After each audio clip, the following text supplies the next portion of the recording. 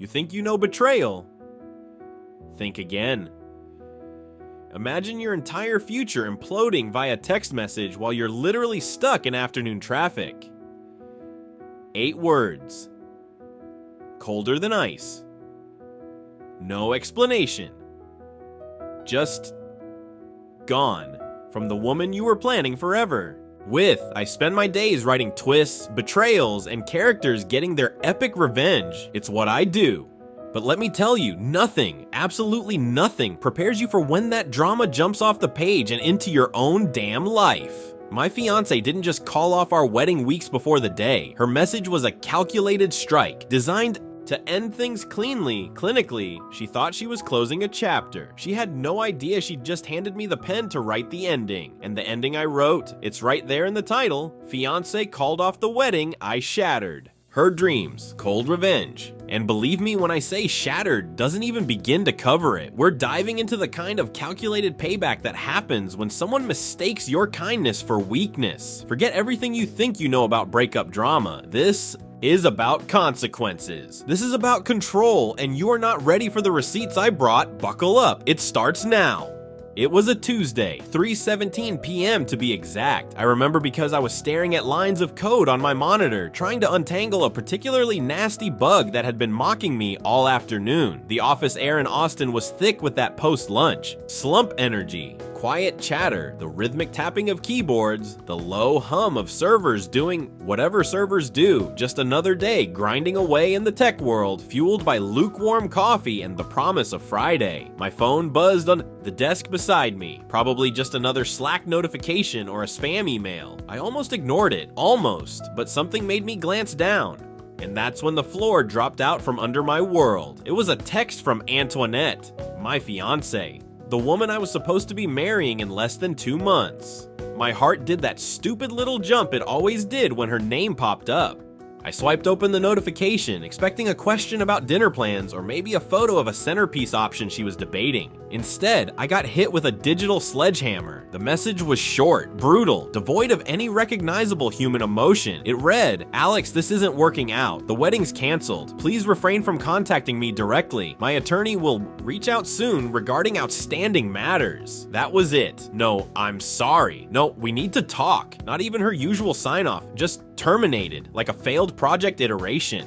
The mention of an attorney for outstanding matters. What outstanding matters? We didn't have outstanding matters, or so I thought. My fingers went numb. The code on the screen blurred into meaningless symbols. The quiet hum of the office seemed to roar in my ears, then fade into a dull ringing. It felt like watching a scene from a badly written movie, the kind of breakup dialogue I'd immediately flag as unrealistic, too clinical, too detached. Yet, here it was, playing out on my phone screen, addressed to me. I didn't gasp, I didn't yell. I just sat there, frozen, staring at those words. Canceled, attorney, outstanding matters. It felt like my brain literally short-circuited, unable to process the input. Time seemed to warp, stretching and compressing all at once. How long did I sit there? A minute? 5? Long enough for my coffee to go completely cold.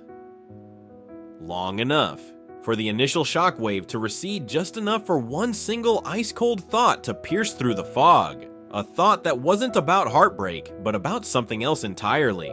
That single thought cut through the noise like a laser. Outstanding matters. Lawyer, no direct contact. It wasn't just a breakup, it was a severance package. She wasn't ending a relationship, she was dissolving a partnership, and she clearly thought she was holding all the leverage. The sheer audacity of it, the calculated coldness, it was almost impressive in its ruthlessness. My fingers, still hovering over the phone screen, suddenly felt steady. The fog in my head didn't completely lift. The hurt was still there. A dull ache beneath the surface, but a strange, chilling clarity emerged. She wanted to handle this through lawyers? Fine. She wanted to treat this like a transaction? Okay, two can play at that game. I typed back a single word, no punctuation. Just understood, then I hit send. No pleading, no questions, no angry outbursts. If she wanted clinical, she'd get clinical. My author brain briefly registered it as the iciest reply possible under the circumstances. Then, before the full weight of the emotional fallout could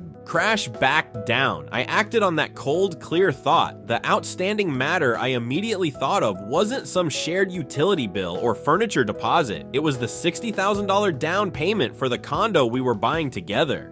A sleek new place in that development everyone in Austin was talking about, overlooking the Greenbelt, her dream location, and crucially, $50,000 of that $60 grand had come directly from my savings. A pre-wedding agreement we had, documented via email, that I would cover the bulk of the initial down payment from my own funds before we merged finances post-marriage. The money was sitting in a joint escrow account, waiting for the next stage of the closing process. I swiveled back to my computer, the code editor still open, mocking me. I minimized it, opened a new browser tab, logged into the escrow company's online portal. My fingers flew across the keyboard, muscle memory taking over where conscious thought was still catching up. Navigate to pending transactions, find the contribution record.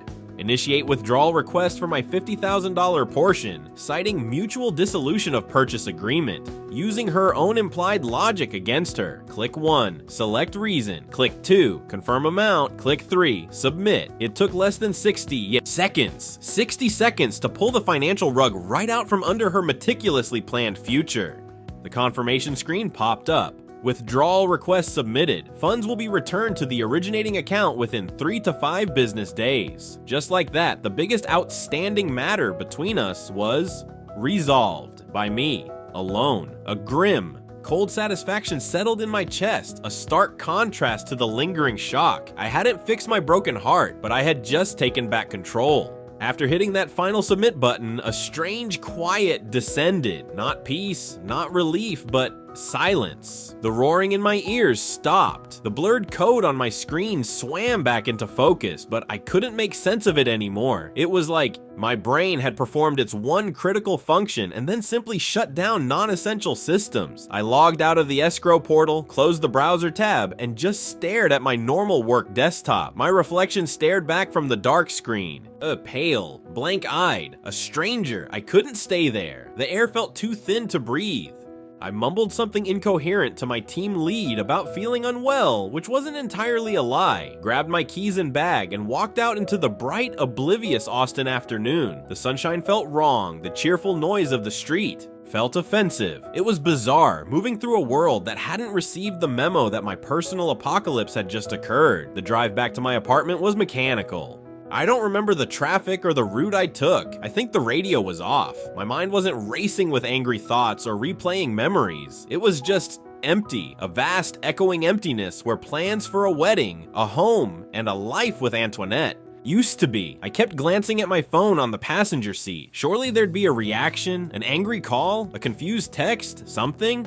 But there was nothing. Silence. Did she even know yet? Had the escrow company notified her? Or was she still blissfully unaware, thinking she held all the cards? That silence felt heavier, more ominous than any angry outburst could have been. Parked in my usual spot, cut the engine, and just sat there in the sudden, profound quiet of my car.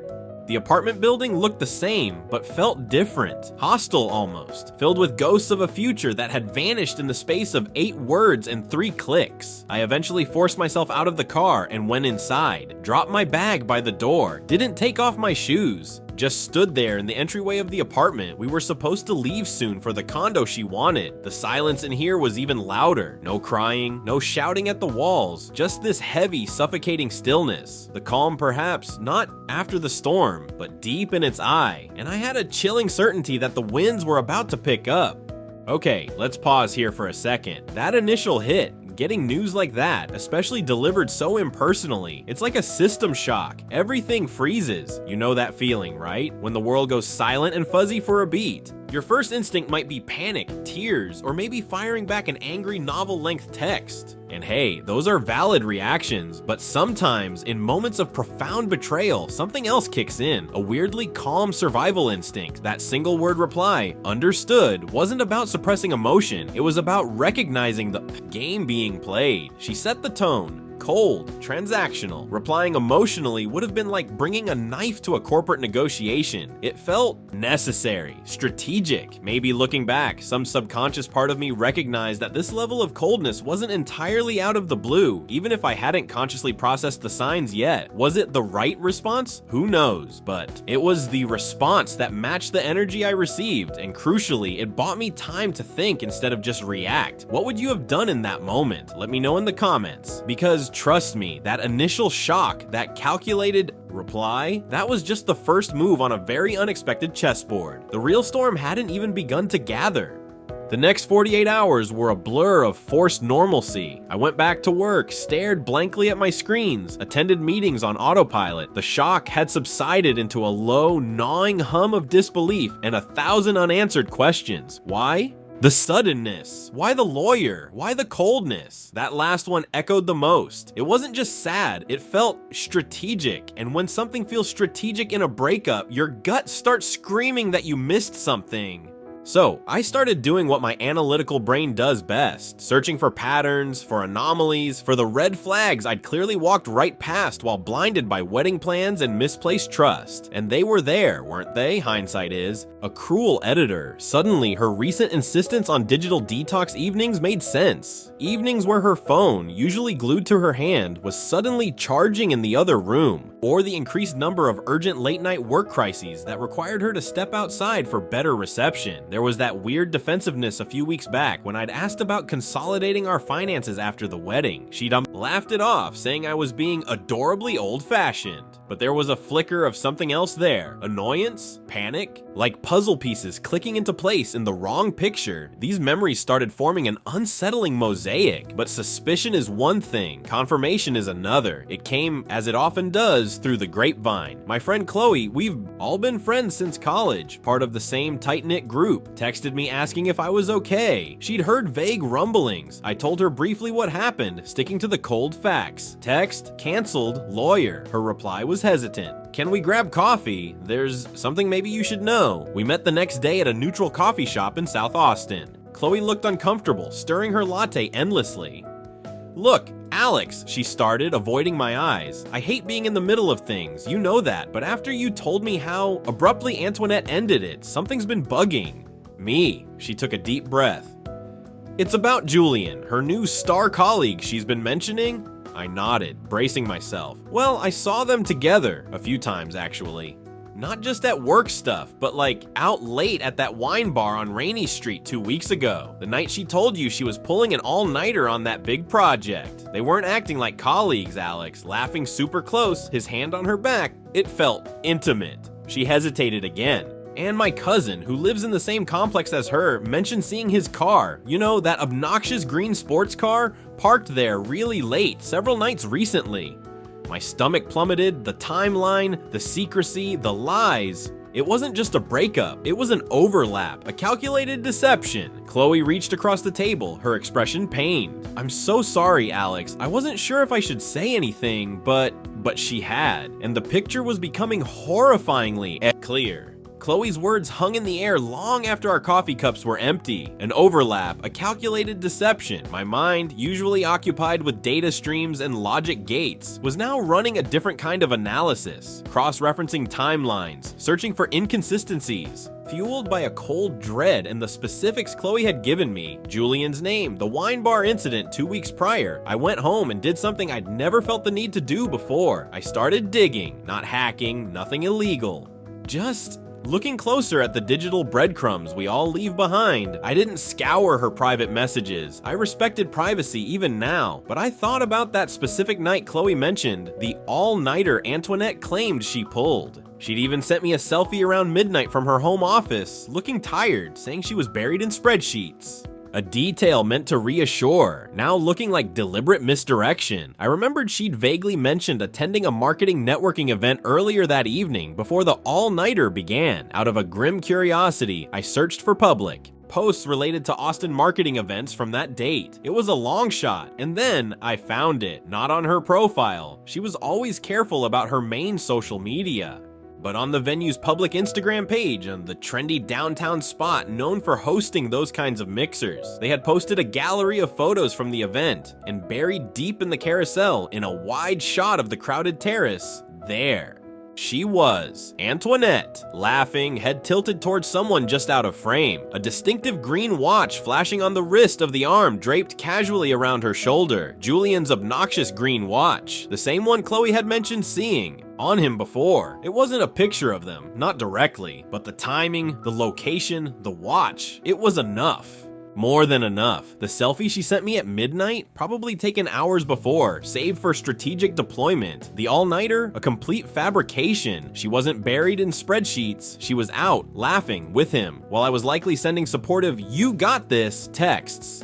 The cold dread solidified into something harder, sharper, ice. There was no more room for doubt, no more benefit of the doubt I desperately tried to cling to. This wasn't a sudden implosion. This was a carefully managed demolition, and I had been standing obliviously at ground zero. The need for answers vanished, replaced by a chillingly clear sense of purpose. Seeing that digital ghost, the proof of her deception laid bare, flipped a switch in my head. The lingering hurt didn't vanish, but it was immediately overshadowed by a cold, sharp-edged pragmatism. She had drawn the battle lines with her. First text, lawyers, outstanding matters, no direct contact. She wanted a war, not a breakup. Fine. If it was war she wanted, I wouldn't be showing up unarmed. My focus shifted instantly from why to what next. Specifically, what vulnerabilities did I still have? The condo down payment was secured, back on its way to my account. But what else? My mind immediately jumped to the wedding fund account. It was technically a joint savings account we'd opened a few months back, specifically earmarked for vendor deposits, venue, catering, photographer. The kicker, I had seeded that account with a $15,000 bonus I received from work. We'd agreed, verbally, stupidly perhaps without getting it explicitly in writing beyond a few casual planning emails, that this was my contribution to get the ball rolling, and she'd contribute later from her commission checks. Checks that, now I thought about it, had been consistently delayed. Could she drain that account right now? With the wedding canceled, what stopped her from claiming half or all of my bonus money? I didn't wait to find out.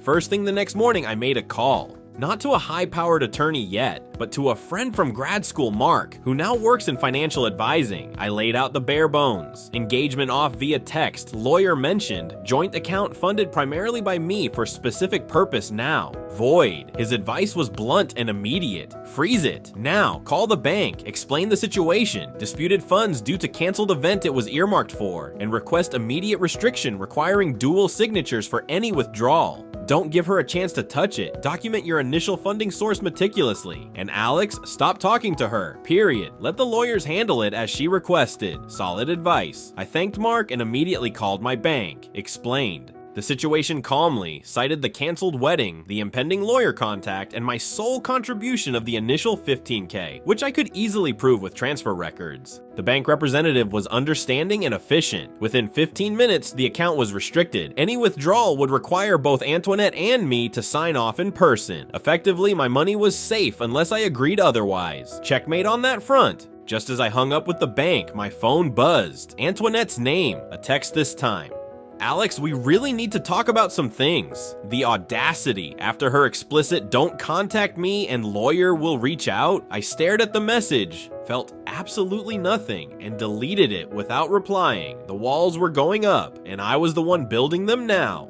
So, let's unpack that a little. That gut feeling, that nagging sense that something's not quite right. Listen to it. Hindsight confirmed all those little red flags I'd dismissed. Our intuition often picks up on subconscious cues long before our conscious mind wants to accept them. And finding proof? It's never pleasant. Nobody wants to look for evidence that confirms their worst fears about someone they love. It feels like a betrayal in itself. But when faced with calculated deception, sometimes seeking clarity, even uncomfortable clarity, is the only way to protect yourself.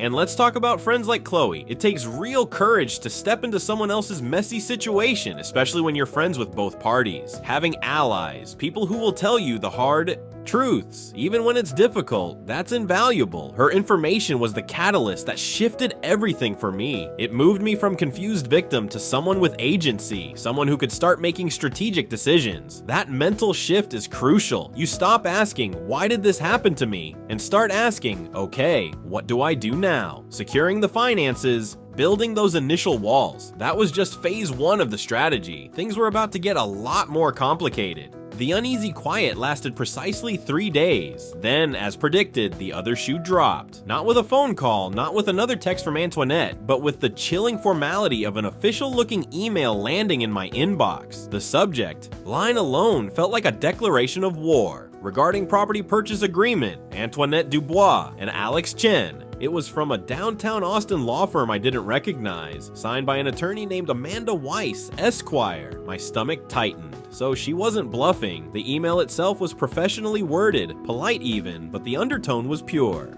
Steal. It stated that Ms. Dubois was disappointed by my abrupt withdrawal from the joint escrow account for the condo purchase. Disappointed? Abrupt? The audacity was breathtaking. The letter went on to state Antoinette's intention to proceed with the purchase independently and requested my formal signature on documents relinquishing any claim to the property or the previously deposited funds, conveniently ignoring the fact that the bulk of those funds were already being returned to me. It implied I was somehow obligated to help her secure her dream home, even after she torpedoed our life together via text. But here was the first major twist in their strategy. The letter asserted that my withdrawal may constitute a breach of our preliminary purchase agreement and hinted darkly at potential legal remedies if I didn't cooperate swiftly. It was a clear attempt at intimidation based on what I already knew was shaky ground. More revealingly, it included an attached summary of contributions, supposedly detailing funds Antoinette had also put towards the down payment and related closing costs. I scanned the figures. They were wildly inflated, almost laughably so. She was trying to fabricate a financial history, likely to justify keeping the condo deal alive, or perhaps angling for a payout from me. This wasn't just about the condo anymore. It was about rewriting the narrative of our entire financial relationship. Instead of panic, a cold anger settled over me. This confirmed everything: the calculation, the deception, the utter lack of remorse. She wasn't just moving on, she was trying to profit from the wreckage she created.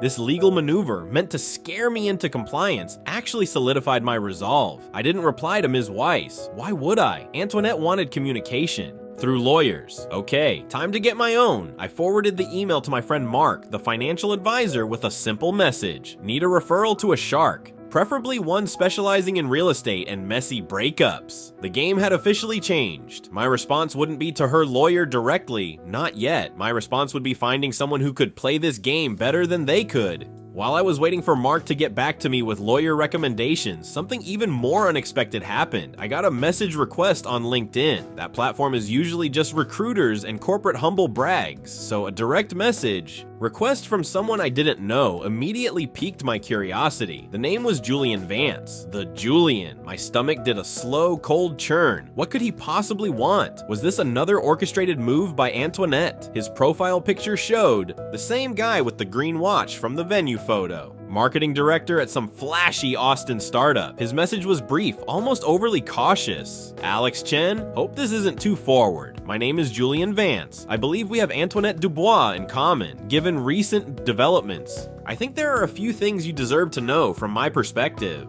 No drama intended, just clarity. Clarity from him? My first instinct was suspicion, raw and immediate. Was he trying to gather intel for Antoinette? Play the victim? I almost deleted the request, but curiosity and maybe a sliver of that cold, strategic part of my brain won out. I accepted the request and replied simply, "I'm listening." What followed, over a series of carefully worded LinkedIn messages, he clearly didn't want this conversation happening over easily subpoenaed texts, painted an even uglier picture of Antoinette's deception. Julian claimed quite convincingly that Antoinette had told him our engagement was essentially over months ago. He said she described me as an amicable ex she was still living with temporarily while untangling shared finances related to the condo. She had apparently framed their entire relationship to him as something starting after her primary relationship had already functionally ended. He admitted he'd had doubts about her story, especially her caginess around introducing him to her friends, like Chloe, but he'd wanted to believe her. Then came the real kicker. Julian mentioned how stressed Antoinette had been about money, constantly talking about the condo as her fresh start and how critical it was for her stability. He even let slip that she had borrowed a significant sum from him a month prior, supposedly for unexpected closing costs on the condo. So she wasn't just lying to me, she was lying to and apparently using him too. He said he was messaging me because after hearing through the grapevine that the wedding was just now called off and that I had withdrawn the down payment, he realized the extent of her manipulation. His motive wasn't altruism, it felt more like damage control and a belated attempt to distance himself from her sinking ship. He ended by saying, "She told me you had anger issues, that she was scared of you sometimes. That's why she needed help getting free. After seeing how this played out, I don't buy that anymore." That accusation, the idea she was painting me as some kind of abuser to garner sympathy and help from him, that hit hard. It was a vile, unexpected twist. This conversation, from the last person I ever expected to communicate with, gave me a nauseatingly clear view into just how deep Antoinette's deceit ran, and grimly it also handed me unexpected leverage. My conversation with Julian left a bitter taste in my mouth, but it also armed me with information and a clearer picture of Antoinette's MO. Manipulation fueled by desperation. I suspected her next move wouldn't be subtle, especially now that her lawyer's initial attempt at intimidation had gone unanswered and the condo deal was officially dead in the water without my cooperation. The pressure on her must have been immense. Julian likely wanting his loan back, her dream home slipping away, her lies catching up to her. What would someone backed into a corner like that do? I didn't have to wait long to find out. A few days later, I received an unexpected call. Not from Antoinette, not from her lawyer, but from Ms. Evans, the sales director at the condo development company. Her tone was polite, but slightly confused. "Mr. Chen," she began, "I'm calling to follow up on the email correspondence regarding your withdrawal from the escrow for Unit 7B. We received notification from the escrow company that your withdrawal was processed successfully.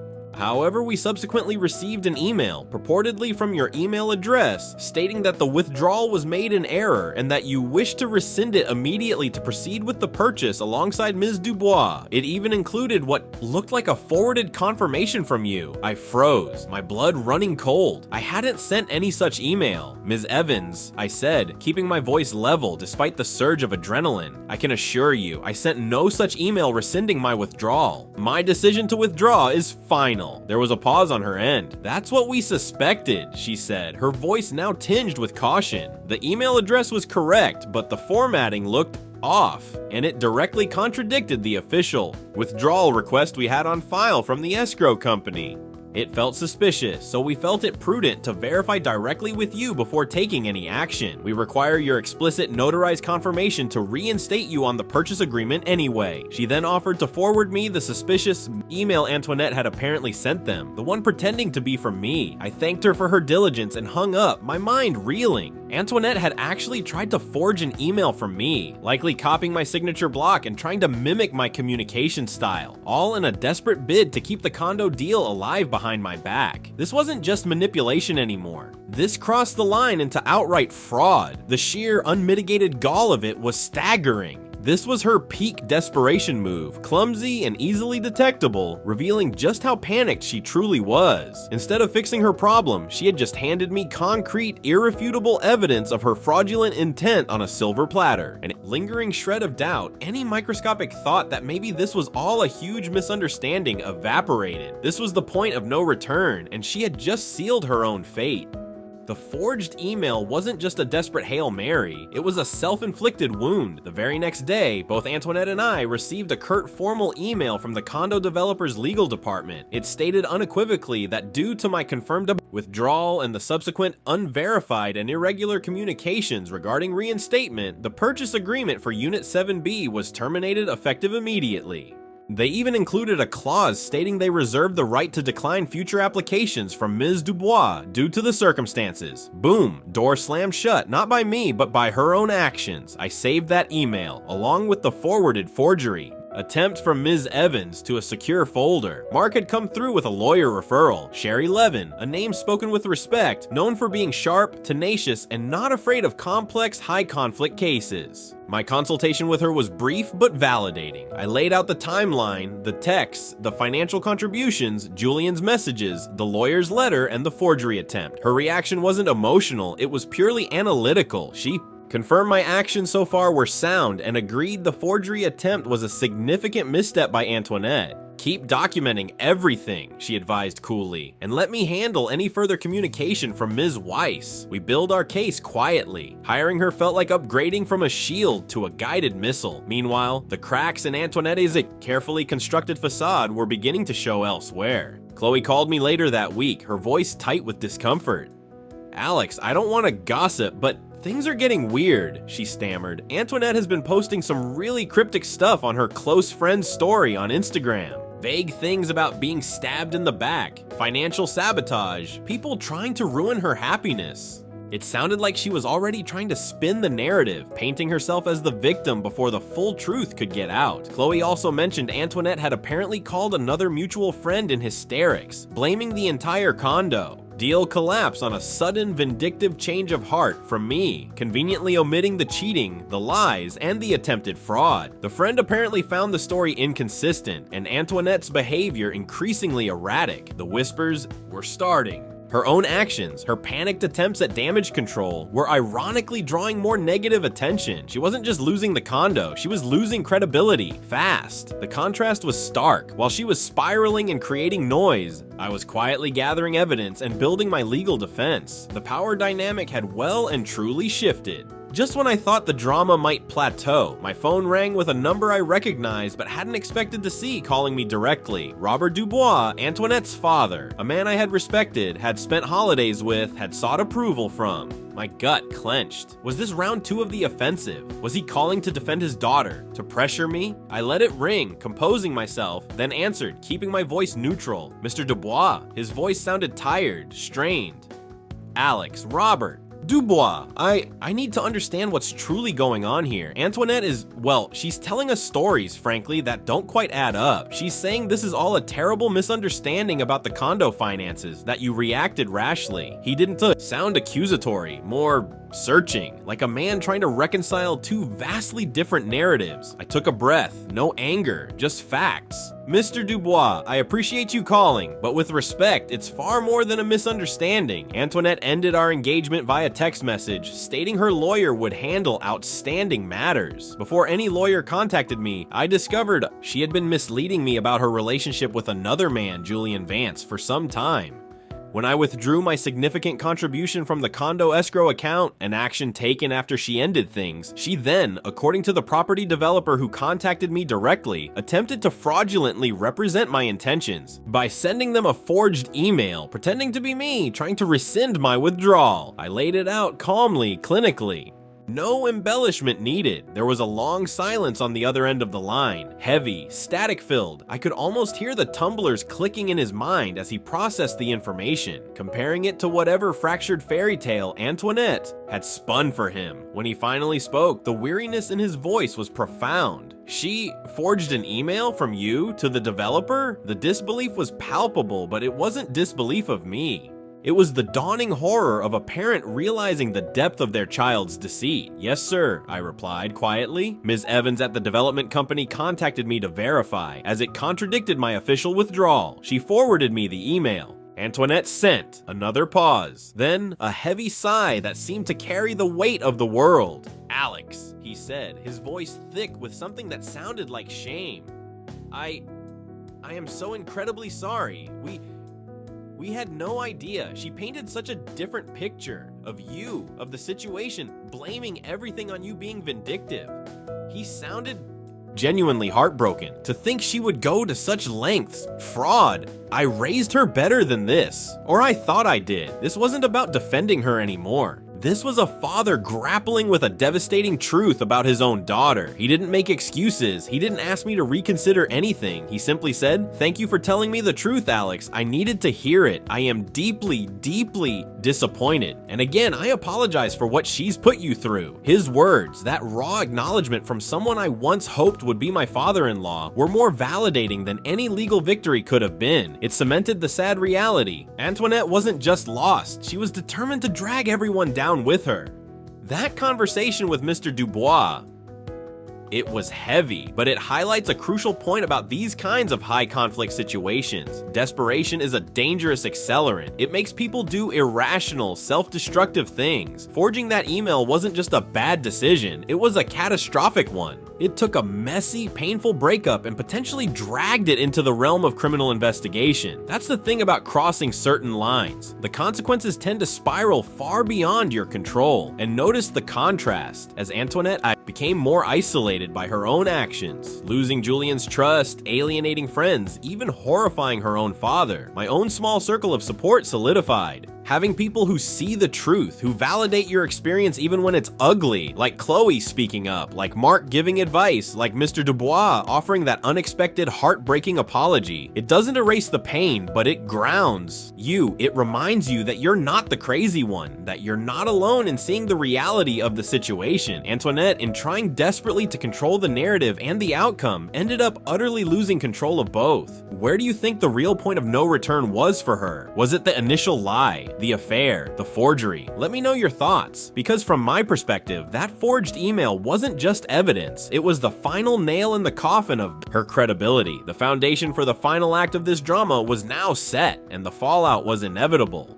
After the call with Mr. Dubois, something settled within me. It wasn't peace, not yet, but finality. The truth was out, acknowledged by someone who mattered in her world. My lawyer, Sherry, was ready. The evidence was documented. There was nothing left to wait for, nothing left to hope for reconciliation-wise. It was time to surgically remove Antoinette from my life, completely and irrevocably. The first step was digital. I went through my phone and methodically blocked her number, blocked her on WhatsApp, blocked her on every social media platform, Instagram, Facebook, even LinkedIn, wiping away the last vestiges of our interconnected online lives. It wasn't done in anger. It felt more like performing essential system maintenance, deleting corrupted files, securing the firewall. It was a surprisingly calm, deliberate process. Next came the physical remnants. Thankfully, since we hadn't moved into the condo yet, she hadn't left much at my apartment. But there were a few things: a couple of books, a sweater she favored, a framed photo of us from a trip last year, smiling, oblivious. Looking at that photo now felt like staring at two strangers from a historical document. I carefully packed everything into a single box. No sentimental lingering. These weren't cherished memories anymore. They were just objects, loose ends that needed tying up. I debated how to return them. Dropping them off felt like inviting confrontation, something I absolutely wanted to avoid. In the end, I called Chloe, explained the situation, asked if she'd be willing to act as an intermediary, maybe just leave the box on Antoinette's doorstep when she wasn't home, or pass it via another friend. Chloe thankfully understood completely and agreed without hesitation. Using a trusted friend felt like the cleanest way to handle it, ensuring zero direct contact. The box was picked up the next day. That evening, I checked my blocked calls list out of morbid curiosity. One missed call from Antoinette, logged just hours after Chloe likely dropped off the box. Seeing that blocked notification didn't trigger anger or sadness, just a quiet affirmation that I had done the right thing. The digital walls were holding, the physical ties were cut. It felt like closing a heavy, soundproof door on a chaotic room. The silence on my side wasn't empty anymore. It felt clean, earned. The final threads were severed. Severing those final ties wasn't an ending. It was clearing the demolition site before new construction could begin. And build, I did. The first, most symbolic step, finding my own place. I signed a lease on a one-bedroom apartment in East Austin. Smaller than the condo we'd planned, definitely less flashy, but it felt right. It wasn't filled with ghosts of shared dreams, only possibilities for my own. I spent a weekend painting the accent wall a deep blue I'd always liked. Antoinette had vetoed it for the condo. Unpacking my books onto my shelves, making coffee in my kitchen. There was a profound satisfaction in simple acts of ownership, of reclaiming my space. Slowly, life started to find a new rhythm. I rediscovered the simple joy of weekend mornings with no obligations, just grabbing coffee from a local spot, going for long runs along Lady Bird Lake, feeling the Texas sun on my skin without a cloud of unspoken tension hanging over me. The quiet wasn't suffocating anymore. It was peaceful. It was the sound of my own thoughts, my own choices. I started pouring the energy I'd been investing into a failing relationship back into myself, into my work. I dove headfirst into that complex project I'd been wrestling with back when the infamous text arrived. 6 months later, that project launched successfully, exceeding all targets. My boss called me in, praised my focus and leadership, and offered me a promotion to senior analyst with a significant raise. It felt good, not like revenge, but like alignment, like finding my footing again on solid ground. What about Antoinette? I didn't seek out news, but inevitably snippets reached me through the grapevine. Chloe mentioned, months later, almost as an aside, that she'd heard Antoinette had moved back home with her parents temporarily. There were rumors of ongoing legal fees related to the condo fallout, and possibly other debts Julian had mentioned. I registered the information, felt a brief detached flicker of something, maybe pity, maybe just acknowledgement, and then let it go. Her life, her choices, her consequences, they weren't my circus, not anymore. My focus was forward.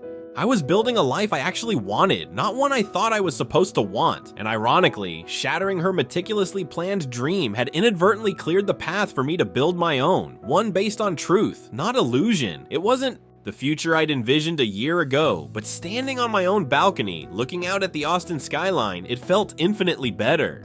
So that's the story. It was a messy, painful, and frankly unbelievable chapter of my life. Sharing it wasn't easy, but I felt it was important because the core themes here, betrayal, manipulation, fighting for your dignity, are universal. What started as a story of cold revenge really became a journey of radical self-preservation. It wasn't about inflicting pain. It was about refusing to absorb any more of hers, refusing to play the victim in the script she tried to write. Looking back, what are the real takeaways? First, don't ignore the red flags, even the small ones. That gut feeling, it's usually right. Don't explain away inconsistencies or secrecy for the sake of keeping the peace. Peace built on ignoring the truth isn't peace at all. It's just a delayed explosion. Second, document everything, especially major financial agreements before marriage. Verbal promises are smoke. Get contributions, intentions, and agreements in writing, even if it feels awkward. It's not about mistrust, it's about clarity, and it can save you unimaginable heartache later. Third, when someone shows you their transactional cold side, believe them. My calm, understood reply and subsequent actions weren't about being cruel. They were about matching the energy I was given. Engaging emotionally with someone operating purely on calculation only gives them more power.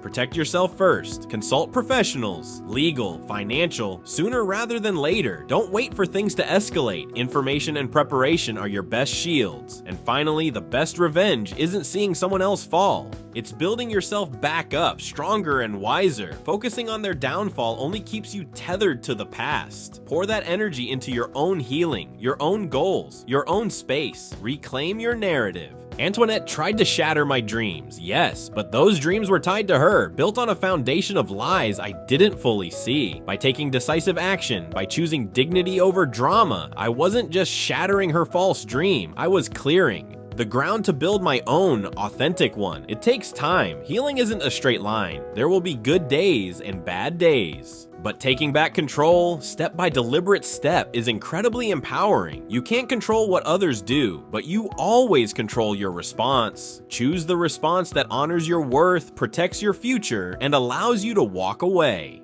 with your head held high. Ultimately, that's the real power. Not in tearing down someone else's flawed reality, but in consciously, deliberately building your own solid truth. And that's a foundation no betrayal can ever truly shatter. Alright, wow, that was a heavy one, right? But we made it through, so that's the full story of how one cold text message led down a rabbit hole of deceit, but ultimately ended with reclaiming control and building something better.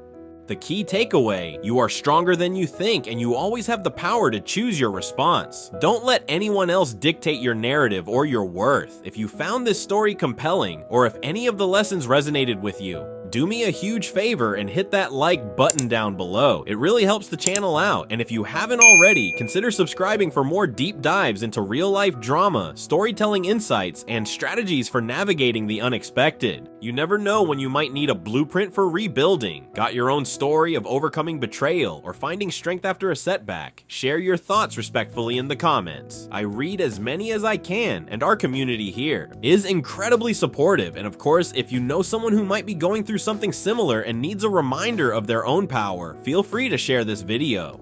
Sometimes hearing someone else's story is the spark we need. Okay, that's it from me for today. Thank you so much for spending your time here, for listening, and for being part of this community. Remember to stand tall, keep writing your own story, and I will catch you in the next video. Stay strong, peace out.